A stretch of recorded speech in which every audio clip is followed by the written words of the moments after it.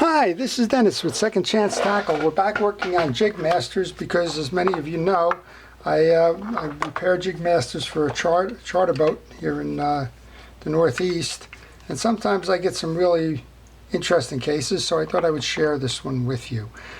So this one is a seized reel. I've already gone ahead and taken off the handle just to get at it.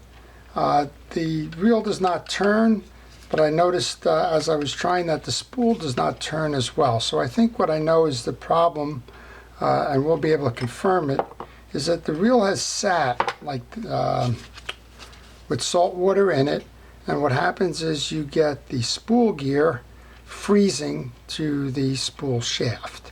And once you do that, you can't turn the reel. So it looks like the mate or somebody on the boat tried to get at it, maybe thinking that the side plate burring was the cause. Probably in the right area anyway, if he thought that the spool was frozen, but it looks like that went somewhere as well. So I'll show you how to rescue this reel. It may be that we have to come back and replace the spool and the spool gear in order to do that, but I'll show you an alternative without breaking this reel any further and hopefully putting it back into service. So the reel is apart.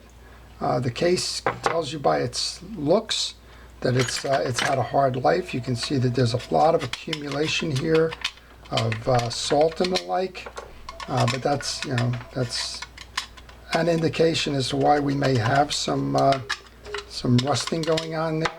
It hasn't been well lubricated, but if you scrape it and you hit it with something like a WD-40 as a penetrating oil, you should be able to clean that up and let that slide again. So I'm just going to do that and sit that into my parts bucket along with my handle, get the junk off of here, because here's the bigger challenge.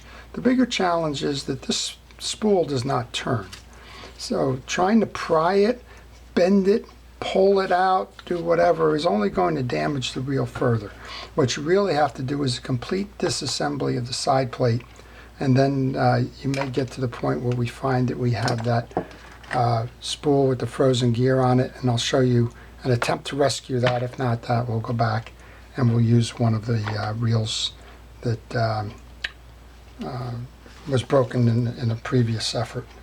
So this one's really quite interesting because it's turned down all the way here, so there may be drags. So at what point does a reel become a basket case not worth repairing? Well, in this case, I have a lot of used reels that fit that description, and my agreement with the captain is I'll use those reels for pieces and parts along the way if I can, and if I can't, then they'll go on to the parts basket and we'll drag off of them. But I would say that there's an economic point, and it's probably about half the value of a new reel, where if the pieces and the parts are going to cost you more than half the cost of the reel, it's probably time to just go get a new reel. But again, I've been able to hold his together for longer because I have the spare parts here. So I'm going to show you first that we want to loosen the bridge. That's part one. You want to get all the screws out from the bridge, because what we're going to do is we're going to pull all of the internals off of this reel in order to get it out to do a damage assessment. Now there's one more thing. The free spool eccentric has to come out, because if it doesn't, you'll rip it out when you try to pull the spool assembly out. That's because the spool itself here, if it's rusted on, there's a groove that the yoke rides in, and if you don't take the free spool eccentric off, you're going to pull the yoke and bend it. Okay, so we're going to take the lever off, and then we're going to try and push this eccentric through. There we go, and we got the assembly off. So now we'll be able to do a damage assessment here. Early indication it's nothing to do with the side plate. There's a lot of corrosion. Here's the bridge plate, and they're kind of looking at it in reverse. So One of the suggestions I always make is go ahead and pull the schematic, because you will not have seen how these pieces come out unless you were familiar with this reel. You would not have seen how these pieces come out doing it this way. So you have to have a plan, and the plan is looking for the eccentric, and in this case looking for the schematic that would show you where that eccentric is and how the pieces go back in place. But you're in luck, because I can show you how they go back in place, because that's what we're going to work on now. So I'm just cleaning up these, and it's kind of interesting. This is frozen, but the pieces seem well lubricated, so that's a little bit of a conundrum there. We're just, how did this freeze if it had all this grease on it? But it did, and we're going to go ahead and work on these in a moment. So just making sure I have all the pieces and parts there. I'm going to pull this dog, anti-reverse dog off here. I got a pile of junk here, so while I'm at it, I'm going to assume that we'll be successful. I'm even going to pull that gear sleeve, because I want to do a good cleaning on this one, since there's obviously an environment that pushes for the rust buildup and the like. So I use a little pin here to push the pin that holds the gear sleeve on. In this case, it needs a little assist. So if you start, you can get that pin out. Sometimes you can pull it out by your hand. I noticed just from tapping it's going to be a little bit more than that, or at least the hand strength that I have. So I'm going to use pliers to grip it. We should be able to pull it off at this point. Well, there's a lot of junk in this one. All right, but we got it off, and that's good, because we'll go clean that. To clean that, you want to just grab a cotton swab and push the junk through. If you wanted to, you could find a Phillips head screwdriver with the same diameter. You just want to make sure that the inside of that is clean. Put that in there. We'll grab the post then. This is a stainless steel post, so it shouldn't have a lot of problems with that. And then we'll just clean up the muck and junk on the bottom here. And then we can set that aside. So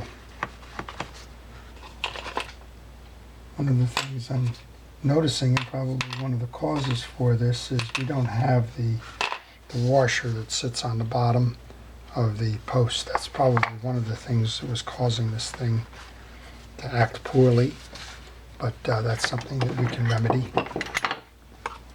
and we will. May have to go off camera to get it, but that's okay.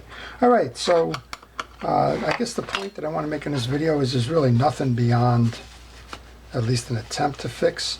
So here we go. We've got a frozen gear. We have it on a metal stick.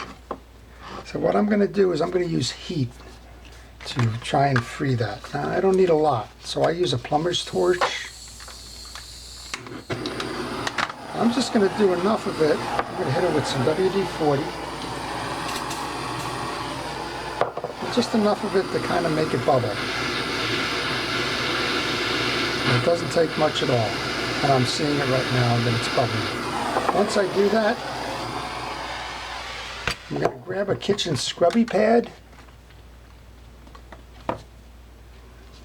Just a little corner of one. Go back to my pliers here. I use a channel lock pliers. Wrap the gear in the scrubby pad so that I can grip it without breaking the teeth, and I feel it moving now, so that's a good thing. And notice what I'm doing. I'm rocking the shaft. You can't pull this off because there's a collar here and there's a collar on the shaft. You can see the rust on the shaft. You can't pull it off by turning it 360. It won't work. You have to just gently rock it. And once we do that, we can grab our steel wool, watching that it's hot. That heat's an amazing little thing there, right? But we can go back, and we've done that successfully.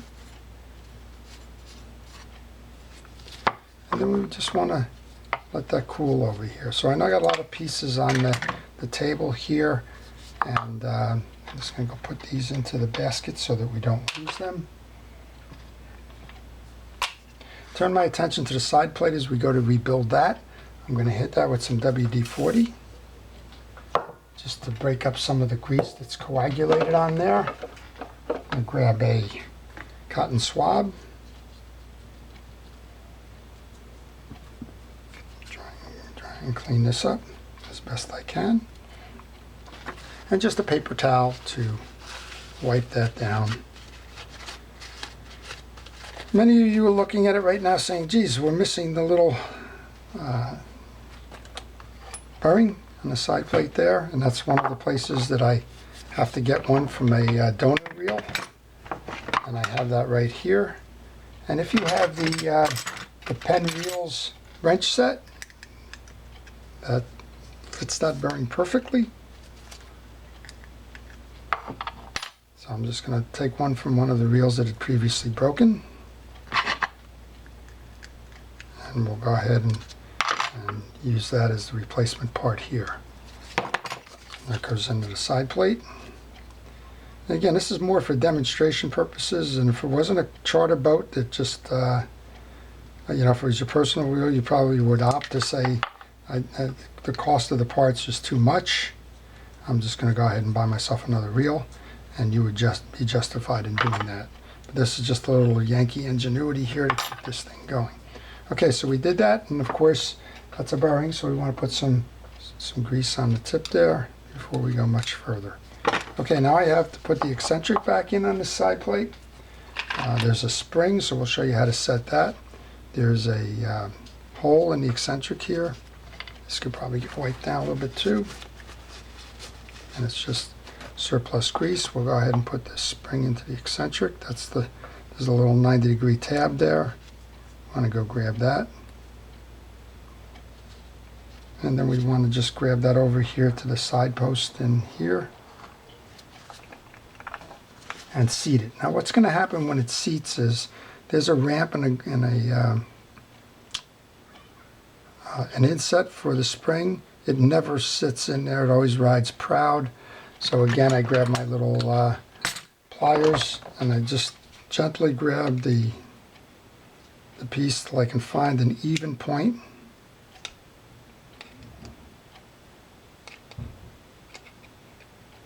Where it's going to stay high and low.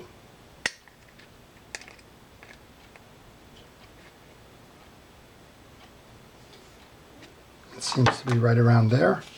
We'll go back into my parts bucket, get the free spool release lever, turn around from the other side and place that on the eccentric. Then we're going to grab the screw that holds that in place. And I'm just being a little gingerly here because this thing tends to want to fall off if you're not careful. Alright, but we got it there. Again, if you have that Penn reels wrench, that'll help. I have a little ratchet wrench that makes it a little bit easier.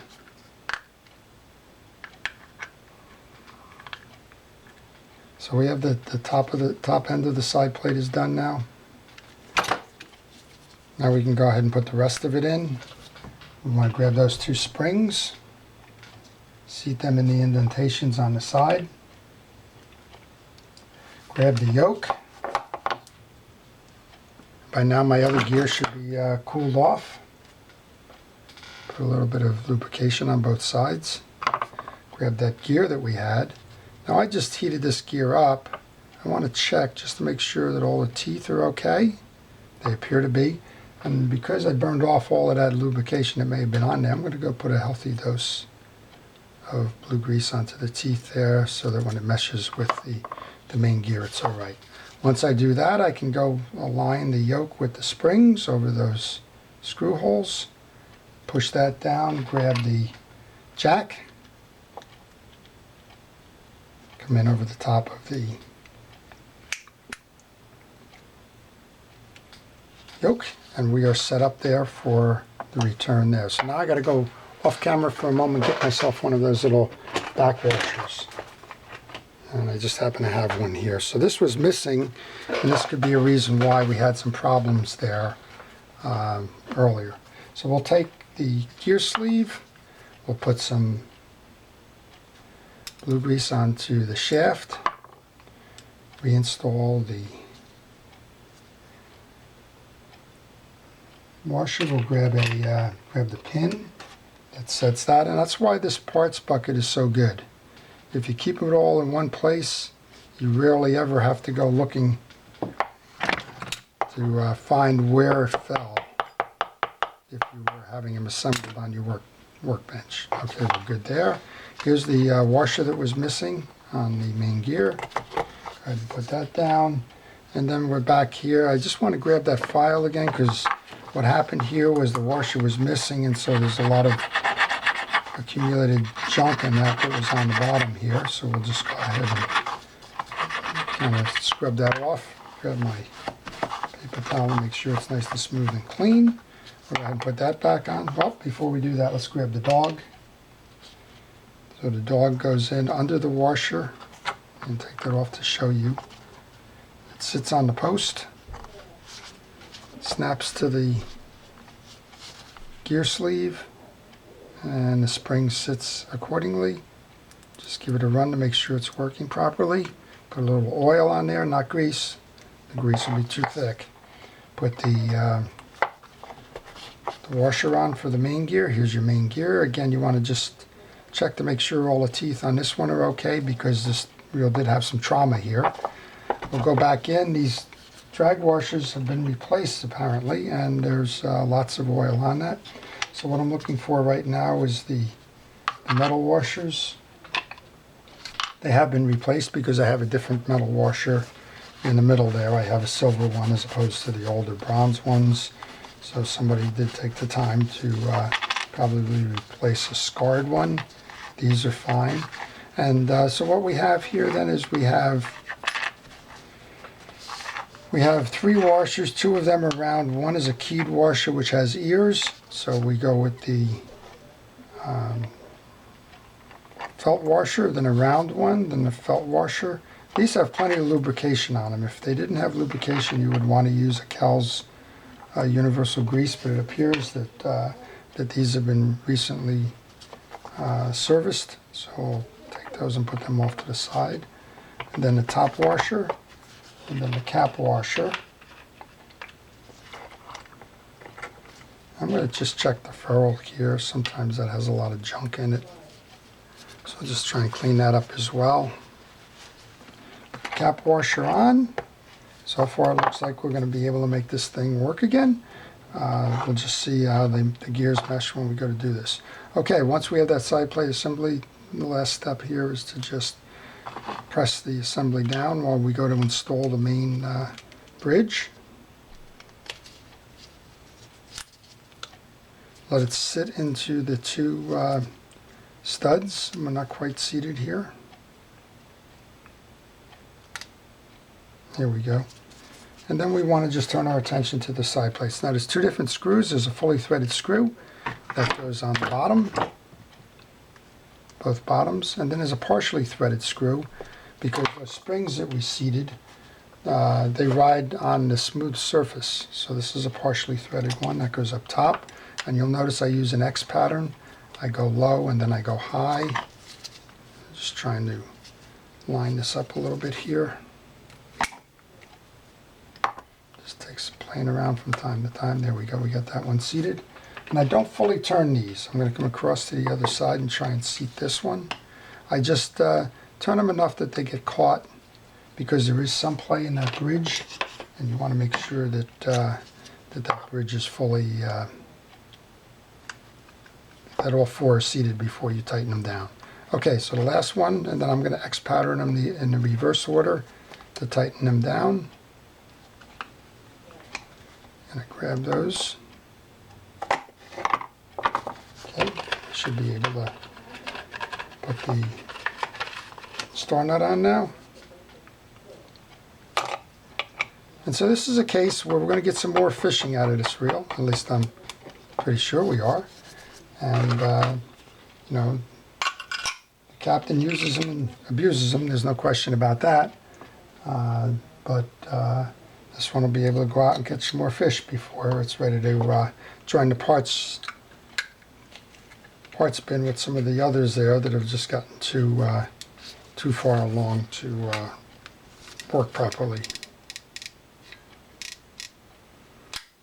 Okay, so I don't have enough tension on the drag at this point.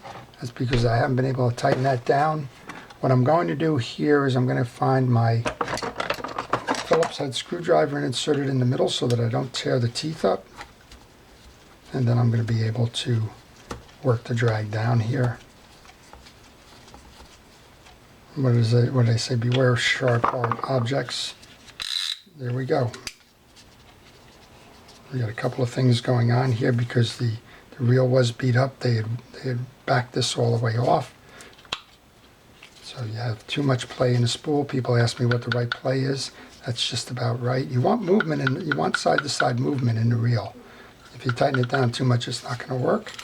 There we go. Look at that. So we've taken a reel that's frozen. We were able to show you a lot of different things in terms of how to repair that. Finishing the buttonless reel up, if you didn't already put the blue grease in there, which we did, you would use an oil in there. That's what the little cap says, oil cap. And before installing a handle, we'll put that handle back on now. And I'm just going to tap that on here. We'll put the cap screw back on to hold the handle in place.